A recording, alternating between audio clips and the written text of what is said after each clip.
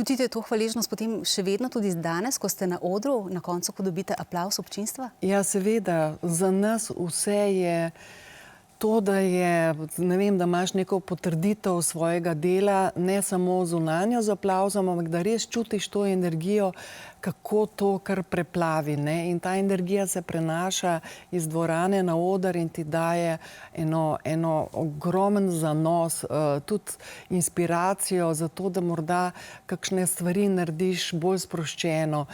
Skratka, ljudje si prenašamo sporočila, ki so nevidna, ampak jih vsi čutimo med sabo. Zelo smo hvaležni za občinstvo, da pridejo, da so zbrani, da jim to nekaj pomeni, da čutijo morda da svoje življenje pri tem ali pa in svoj svet, da to se vse čuti na odru, da oni sledijo, da so zbrani, hvaležni tudi za to, da lahko uživajo tudi v umetnosti. Oddajo Ahta leta si oglejte tudi na RTV 365.